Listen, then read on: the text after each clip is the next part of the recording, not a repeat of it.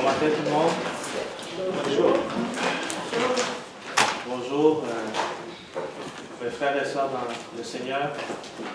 À tout celui qui est Louis ce matin, qui est bienvenu, puisque nous allons écouter la parole du Seigneur. Et vous savez, entre moi et vous, que c'est vraiment toujours une joie de toujours partager un message, de toujours écouter la parole de Dieu. C'est ça qui nous anime.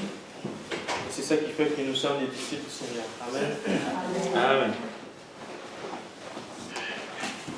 J'aurais voulu partager avec vous quelques images intéressantes. Peut-être qu'on va le mettre pour une prochaine fois. Mais on va toujours se tenir au programme. On va toujours faire une étude. On va faire de notre mieux aujourd'hui pour pouvoir analyser le message d'aujourd'hui.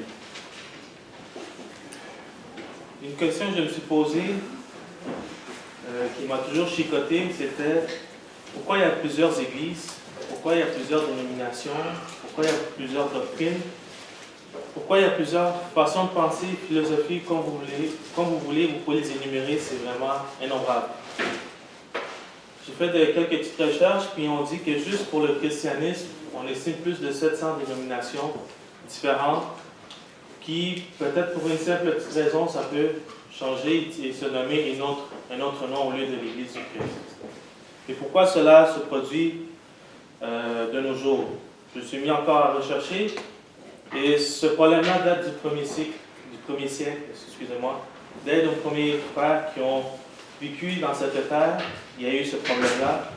Il a commencé à avoir des faux prophètes, et je me suis dit, de nos jours, c'est encore pire. Nous voyons qu'il y a une multitude de gens qui se réunissent en croyant quelque chose, mais que malheureusement, c'est faux. Et c'est pour ça que c'est notre devoir comme chrétiens de pouvoir voir les Écritures et apprendre ce que la parole de Dieu nous enseigne. Et j'espère que nous allons tirer quelque chose aujourd'hui. Comme je vous ai dit, dans le monde actuel, il se dénombre plus de 700 dénominations qui seraient de dérivation chrétienne. Je vous épargne l'islam et aussi les autres religions asiatiques ou bouddhistes, tout ça. Il y en a plusieurs autres aussi. Mais on s'en tient juste à la chrétienne. Et donc, je me suis posé la question, est-ce que le christianisme est divisé?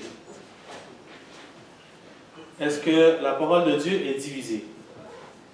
Quelqu'un peut me répondre à ça? Non, la parole de Dieu est une seule. Et il y a une seule Église. Mais c'est les hommes qui font la confusion parmi tant d'autres et qui lisent mal les Écritures et qui enseignent des fausses affaires et qui sont des faux prophètes ou des faux professeurs, des faux prédicateurs.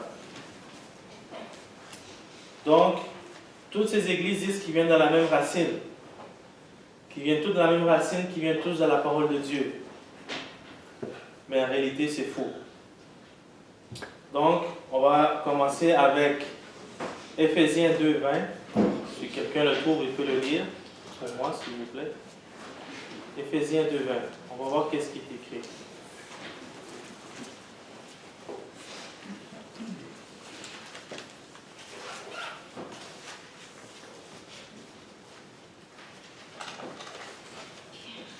Vous avez été édifié. C'est ça? Oui. Édifié sur le fondement des apôtres et des prophètes. Jésus-Christ lui-même étant la pierre angulaire. Donc nous pouvons certainement dire que Jésus a édifié une seule église, dont la pierre angulaire c'est lui-même, Jésus-Christ. Donc déjà, on peut éliminer pas mal de monde, on peut dire. Pas mal de confessions qui adorent selon des principes d'hommes, selon des principes d'anges, ou selon des préceptes qui ont écouté des philosophies. Notre Église est édifiée par la pierre angulaire où est-ce que c'est Jésus-Christ lui-même, c'est celui qui est en tête. Parce qu'il y a une seule Église qui a été payée, qui a été achetée par son propre sang. On peut voir dans Actes 20:28.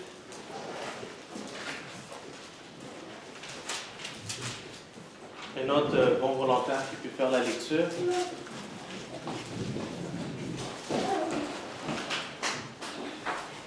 Prenez donc garde à vous-même et à tous les troupeaux sur lesquels le Saint-Esprit vous a établi évêque.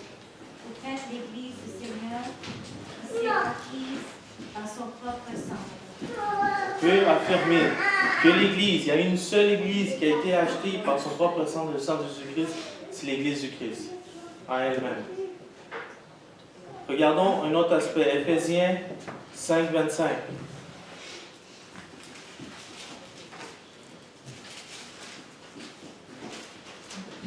Marie, aimez chacun votre femme, comme le Christ a aimé l'Église et s'est livré lui-même pour elle. Donc il y a juste eu une seule Église dans laquelle Jésus est mouru pour, l'Église du Christ en elle-même. Et pourquoi la Bible nous mentionne qu'il y a une seule Église? Éphésiens 1, 22, 23. Je vais vous lire. Il a tout mis sous ses pieds. Il a donné pour chef suprême à l'Église, qui est son corps, la plénitude de celui qui remplit tout en tous. Donc pourquoi je vous dis ça? C'est parce que il y a juste une seule Église qui a été achetée. Il y a juste une seule Église que Jésus-Christ est mort. Donc dites-le pour vous lorsque vous dites « Ah, moi j'ai mon frère dans la foi. » Oui, on peut avoir la foi. Mais plusieurs disent « Je viens d'une autre dénomination, mais on prie le même Dieu. » Vous pouvez dire, on peut dire « Ah, les musulmans, ce sont nos frères, on prie le même Dieu. » C'est toute doctrine, c'est d'autres dogmes, c'est toute affaire, c'est complètement différent. Et c'est pour ça que je me dis, des fois, nous autres, même à l'école, des fois, on nous pose, quand j'étais jeune, tu viens de quelle dénomination? Alors, toi, tu es pentecôtiste ou tu es quelque chose d'autre. Tu n'es pas catholique, mais tu es quelque chose d'autre. Tu es une dénomination, tu es une secte. Est-ce que l'Église du Christ est une secte? Non. Loin de là. Donc, c'est pour ça que c'est des questions que nous nous posons. Lorsque nous pouvons dire nous accueillons des frères qui peut-être viennent d'une autre lignée de pensée, c'est à nous le devoir de l'expliquer. Et c'est la parole de Dieu qui va clarifier les choses et qui va dire l'Église du Christ, c'est une chose, et les autres dénominations, c'est une autre affaire. Parce que Dieu, il veut qu'il y ait juste un seul peuple qui croit en lui et qu'il soit un seul message qui soit enseigné dans ces églises. Un seul message et aucun autre. Voyons voir à 1 Corinthiens 1, 10. C'est très clair.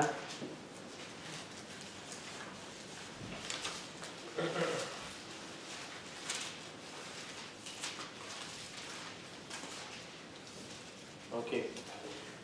Je vous exhorte, frères, par le nom de notre Seigneur Jésus-Christ, tenez tous le même langage, qu'il n'y ait pas de division parmi vous, mais soyez en plein accord dans les mêmes pensées et dans la même opinion.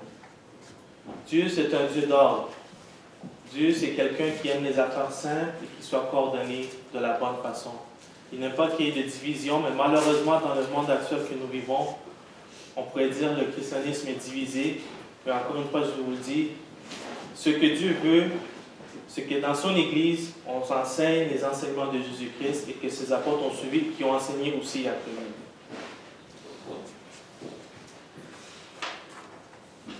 Donc, je voulais vous montrer une image.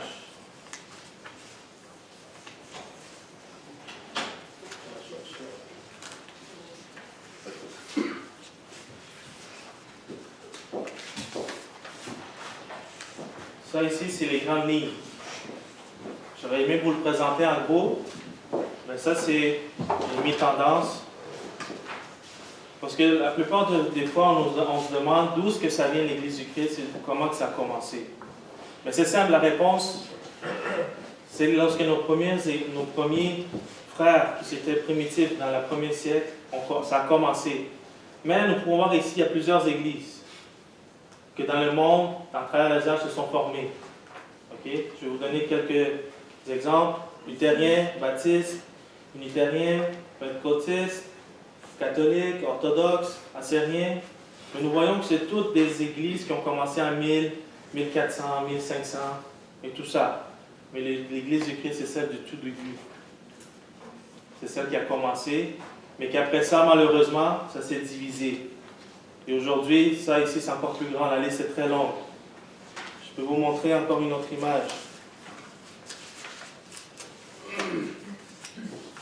Ça ici, C'est ce qui a été recensé en 2015, des églises peut-être nouvelles qui ont surgi. Ici, on peut voir des églises d'origine protestante, d'origine évangélique, d'origine de secte, d'origine catholique, d'origine orthodoxe. Et la liste est très petite, la liste est très très longue. Donc, moi quand j'ai vu ça, je me suis posé la question, pourquoi? Et je vais essayer de vous l'expliquer par une petite figure. Pensez à ceci, ça m'a fait penser à un fleuve. Vous voyez? La source ici est propre. La source, l'eau est cristalline, est propre. Mais malheureusement, dans un fleuve, il est dérivé par des rivières, des lacs. Et ça s'écoule toujours par la mer, parce qu'il y a la multitude des eaux. Donc, on peut dire, pourquoi le christianisme est divisé? L'histoire fait preuve que le christianisme, au cours des âges, se ressemble à un grand fleuve. À sa source, l'eau est pure et cristalline, comme je vous l'ai dit. Mais tout au long de sa course, elle s'élargit. Elle reçoit de nombreuses influences. On peut dire, dans l'état naturel, elle reçoit plusieurs influences d'impureté et de pollution. Mais si cette eau, elle est parfaite buvable à sa source, elle ne l'est plus lorsqu'elle arrive à son embouchure. Est-ce que quelqu'un peut boire l'eau de la mer? Non, il va se déshydrater. C'est pour ça que l'eau cristalline, c'est au tout début, l'Église du Christ. Il y a de même que l'Église du Christ a très vitement eu un choc. Le monde chrétien, tout ça a eu un grand choc. À l'an 313, à l'âge de Constantin ici. J'aurais aimé vous le présenter en grand, mais c'est tout ce qu'on a aujourd'hui. Sous le règne de Constantin Ier, le grand qu'on appelait, a eu une grande influence païenne et qui a pollué le message du salut, et qui a divisé par diverses théologies pour avoir un pouvoir absolu. Et plus tard, nous pourrons voir qu'en 1054, il y a eu une grande division et toutes ces autres églises ont surgi. Des abus et des erreurs doctrinales se sont faites, et c'est ce que nous vivons aujourd'hui. Donc, n'oubliez pas, l'Église du Christ, c'est la source. C'est là où est-ce qu'il est pionnier, où est-ce que tout a commencé, l'Église du Christ. Mais que malheureusement, un fleuve, comme je vous ai dit, à la fin, s'est pollué. Il y a eu plusieurs influents. C'est ce que nous connaissons aujourd'hui même.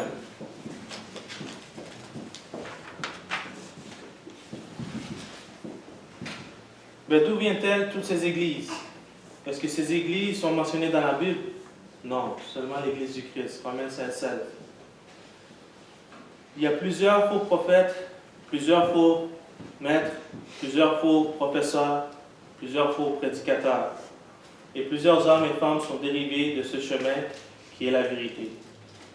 L'apôtre Paul a mentionné en Actes 20, 29 et 30. On peut aller le lire.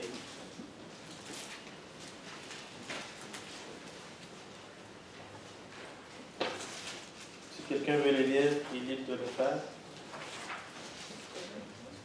À combien? 20, 29 à 30.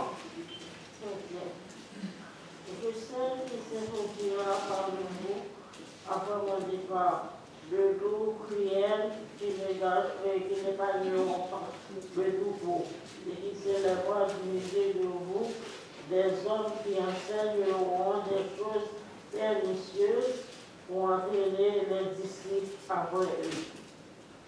Veillez donc pour vous souvenir d'entre eux. Durant 3 années, je ne cessais nuit et jour d'exhorter avec l'âme chacun de vous. Merci. C'est bien. Merci, ma soeur. Ok. Donc, nous pouvons voir que l'apôtre Paul, il savait sans doute qu'il y avait des fausses doctrines qui guidaient des personnes loin de l'Église. Et encore une fois, je vous l'ai dit, si dans ce temps-là, il y avait déjà un problème, imaginez aujourd'hui la confusion qu'on est. Aujourd'hui, nous ne sommes pas en confusion parce que si on étudie la parole de Dieu, nous pourrons savoir que nous pourrons être des adorateurs en esprit et en vérité. C'est ça qui est très important, mais nous devons comprendre que Satan est là parmi nous et qui met la confusion et la division. Mais encore une fois, je vous ai dit, Dieu c'est un Dieu d'ordre. Il n'y a pas de division en lui. On peut voir aussi 1 Timothée 4.1. Quelqu'un d'autre qui peut le lire?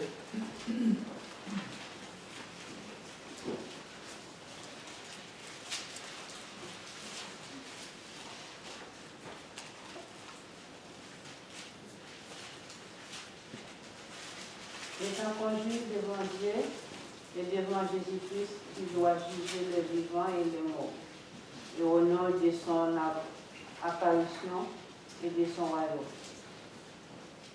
Est-ce que c'est bien 1 Timothée 4.1? Je l'ai décoté. Ok, je vais le lire, c'est pas grave. Mais l'Esprit dit expressément que dans les derniers temps, quelques-uns abandonneront la foi pour s'attacher à des esprits séducteurs et à des doctrines de démons. Aujourd'hui, nous avons une effervescence d'informations incroyables. Donc, c'est encore plus que nous devons avoir la foi en Jésus-Christ et en Dieu. Parce qu'il y a plusieurs discours qui peuvent venir nous faire donner un doute. Et c'est simple, parce que l'être humain est comme ça, il peut avoir toujours du doute.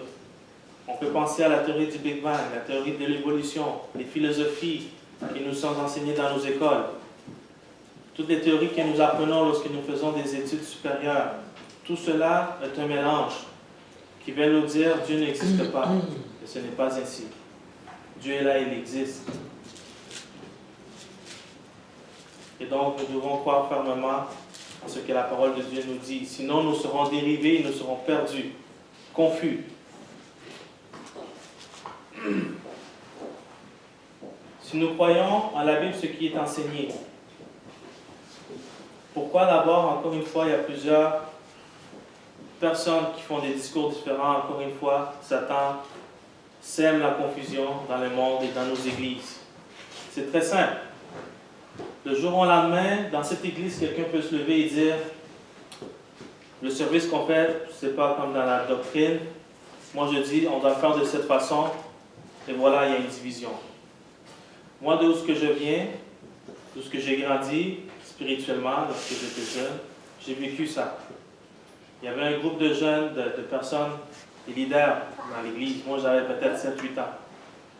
Ils se sont disputés pour un problème très très simple. Je ne sais pas, je pense que c'était par rapport à la Sainte Seine.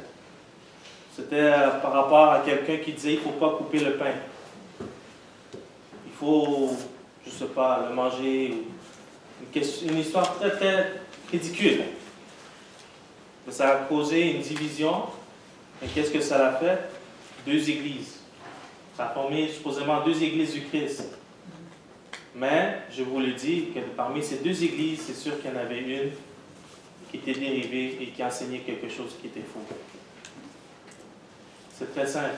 Quelqu'un peut se lever un jour, ce matin, et dire la façon que nous procédons d'adorer Dieu n'est pas bonne. Et voilà.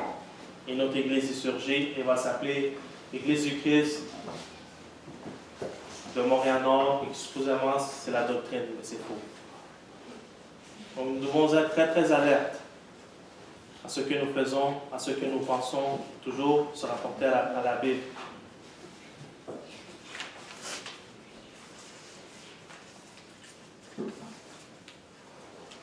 Parmi plusieurs sectes, ça veut dire un groupe dans lequel on pratique une manipulation mentale qui entraîne l'endoctrinement, contrôle la pensée, viol psychique, détruit la personne et la famille, voire la société. Mais d'autres, la définition plus claire, ça serait un ensemble d'individus qui partagent une même règle de conduite, une même doctrine, philosophie ou religion. Donc l'Église du Christ, c'est quoi? L'Église du Christ en elle-même, ça s'écrit toute seule. L'Église, c'est quoi? C'est l'Assemblée. C'est les gens qui les composent.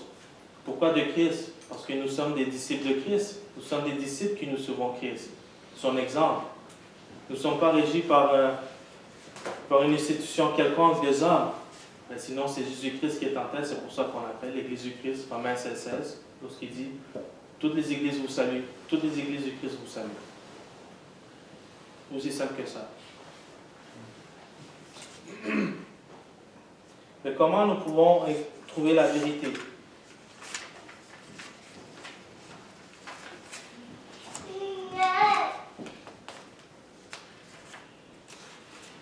Je vois que je ne manque pas à vous montrer d'informations. D'abord, allons encore une fois à la Bible. Et avant ce point, j'ai un passage que je voulais vous mentionner, 2 Corinthiens 11, 14 et 15.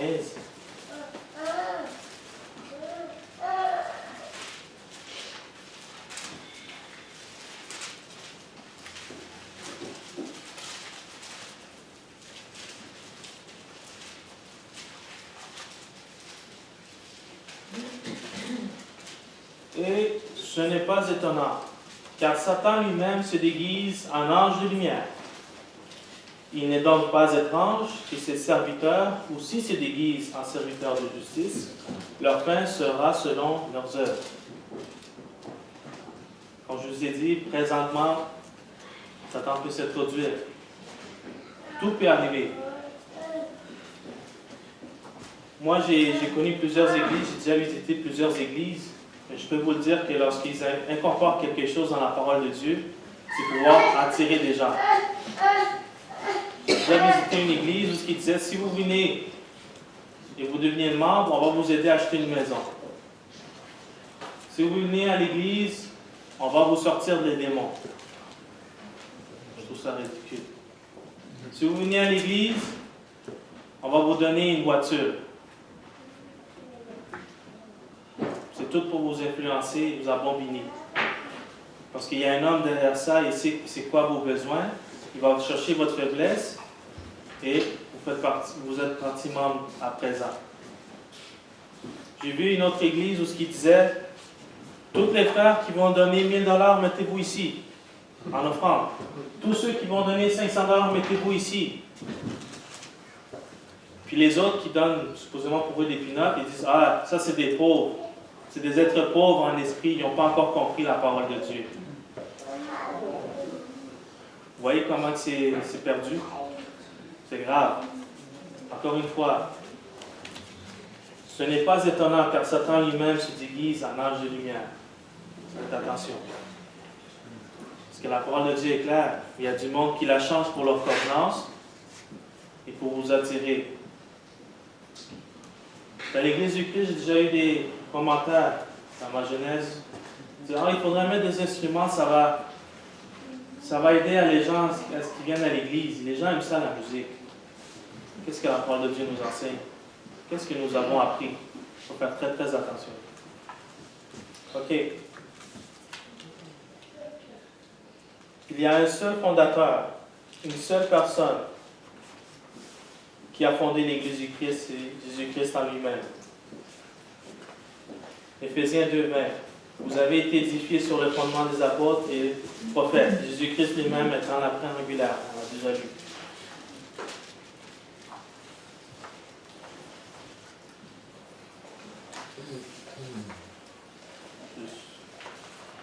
Pas vous induire en erreur pour le reste. OK.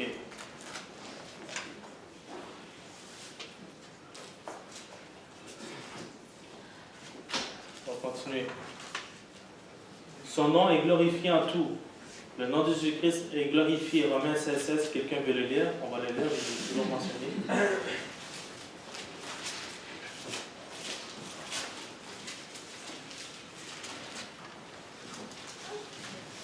Saluez-vous les uns les autres par une sainte baiser.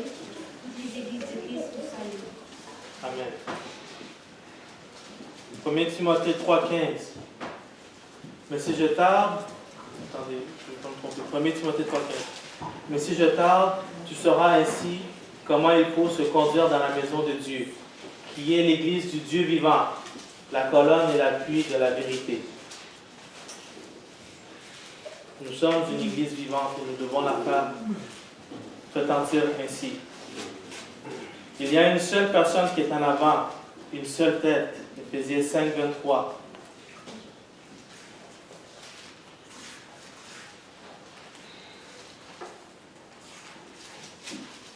Car le mari est le chef de la femme, Comme Christ est le chef de l'Église, qui est son corps et dont il est le sauveur. Parfait.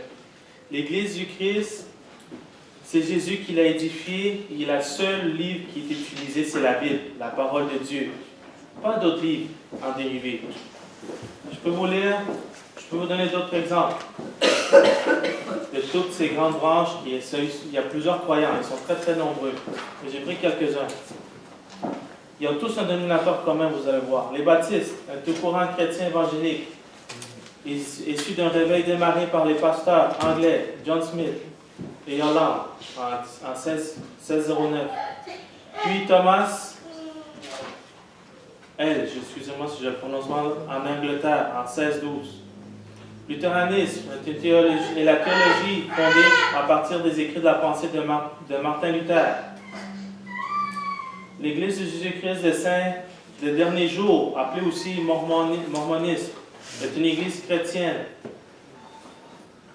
née dans les États de New York et aux États-Unis en 1830 et dont le siècle mondial se trouve à Salt Lake City et qui s'y rattache exclusivement du livre de Mormon. Donc déjà dans ces trois exemples, on peut voir que c'est basé sur des personnes qui ont dit « Ah, il y a eu ça qu'il faut faire, un éveil ». Ils appellent ça un réveil et que ça démarre par des hommes, par supposément des pasteurs, des prédicateurs, des dominateurs communs. Mais l'Église du Christ, elle, ça a toujours été par la parole de Dieu. C'est ça le problème. Après ça, on voit comme les Mormons, qui se rattachent tous à le livre du Mormon. Et supposément aussi la Bible. Mais comme je vous ai dit, l'Église du Christ se rattache seulement à la parole de Dieu. Il y a plein d'exemples comme ça. Pentecôtiste, aussi appelé mouvement de Pentecôte, au courant chrétien évangélique, issu d'un réveil, un autre réveil, excusez-moi, par des pasteurs américains, Charles Fox et William, aux États-Unis, en 1906, même dénominateur commun. Adventiste est un mouvement chrétien lancé au 19e siècle dans le contexte de la Deuxième Guerre mondiale, aux États-Unis. Et ça a été enseigné, les grands enseignants, c'est William Miller. Donc, on peut voir ici, c'est des gens qui se sont dit, il faut faire quelque chose, il faut rajouter quelque chose, il faut adorer différemment. Toujours des hommes derrière ça. Mais derrière la parole de Dieu, c'est toujours les enseignements de Jésus-Christ, et c'est ça que nous voulons vous enseigner à tous les jours que on se réunit. L'Église du Christ, elle enseigne en totalité le plan du salut. On peut le voir en Actes 16, 30 à 33, si quelqu'un veut le lire, c'est un bel exemple.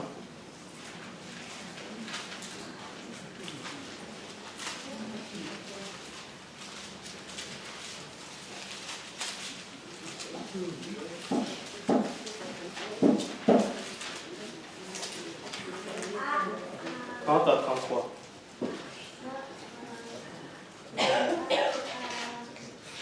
Il les fit sortir et dit, Seigneur, que faut-il donc que je fasse pour le sauver? Paul et Silas répondirent, crois au Seigneur Jésus et tu seras sauvé, toi et ta famille. Et ils lui annoncèrent dans la parole du Seigneur ainsi qu'à tous ceux qui étaient dans sa maison. Il les prit avec lui, et à cette heure même de la nuit, il lava leurs plaies, et aussitôt il fut baptisé, lui et tous les siens. Pourquoi je vous fais lire ce passage-là? Parce que j'ai rencontré plusieurs personnes qui se font abominer à tout bout de champ. Je n'aimerais pas les dénominations, mais j'ai plusieurs amis qui avaient la foi, mais ils disaient, je n'ai pas besoin d'être baptisé, il suffit juste que j'aie la foi. La parole de Dieu nous dit, où ça mon frère? Je dis, où ça? Il me dit, va voir Acte 16, 30. Il dit, il leur en dehors et dit, Seigneur, que faut-il que je fasse pour être sauvé? Il leur répondit, crois au Seigneur Jésus et tu seras sauvé, toi et ta famille. Il dit, tu vois, j'ai juste besoin de ça. J'ai juste besoin de croire que Jésus est mon sauveur et je suis sauvé. Mais la parole de Dieu, c'est la somme de sa parole, la vérité. Ce n'est pas une portion ici, une portion là-bas. Qu'est-ce qu'on a mentionné plus loin? Il les amena dehors et dit, Seigneur, que faut-il que je fasse pour être sauvé? Il répondit, crois au Seigneur Jésus, tu seras sauvé, toi et ta famille. Il leur annonça la parole du Seigneur ainsi qu'à tous ceux qui étaient dans sa maison. Et il les prit avec lui à cette heure même de la nuit lavèrent leurs plaies et aussitôt ils furent baptisés, lui et toutes les siens. Et la personne me dit, ah, moi je suis baptisé, ma famille est sauve. Mais lis au complet. C'est le devoir de chacun d'entre nous de lire et de croire qu'est-ce qu'il mentionnait. Donc tous doivent être baptisés. Il y en a d'autres qui me disaient, ah, nous, notre église ressemble beaucoup à la vôtre, c'est juste une question dans l'offrande, dans l'Ancien Testament. Donc, c'est quoi le dénominateur commun que j'ai pu constater? C'est que chacun prend et dit quelque chose pour plaire à leur convenance. C'est ça le problème. Parce que nous sommes hommes. Et chaque homme a des désirs et chaque homme a des convenances à plaire. Il y en a qui c'est par la musique, il y en a qui c'est pour donner un show, il y en a qui c'est pour être extroverti. Mais qu'est-ce que la parole de Dieu nous enseigne? C'est totalement différent. Il y en a d'autres qui me disent, ah, votre église c'est pareil, c'est juste qu'avant de me faire baptiser, j'ai dû étudier la parole de Dieu pendant 1 an. Qu'est-ce qui te dit que pendant cette année, ton heure n'était pas venue? Ça veut dire que tu ne serais pas sauve? Qu'est-ce qui est écrit ici dans la parole de Dieu? Ça a été promptement. La personne a écouté le message, la personne a cru au message et elle s'est baptisée instantanément. Et c'est quoi le devoir de chrétien dans l'assemblée? C'est de suivre cette personne et dire, on va l'accompagner. Parce qu'il y a des fois des gens qui disent, ah, mais je ne suis pas prêt, je ne comprends pas la Bible au complet. Ce n'est pas ça, ce n'est pas ta connaissance que tu dois craindre. Mais sinon, c'est le Seigneur et c'est le Saint-Esprit qui va te guider jour après jour à ta décision. Et c'est les frères que tu vas côtoyer qui vont t'aider à grandir spirituellement.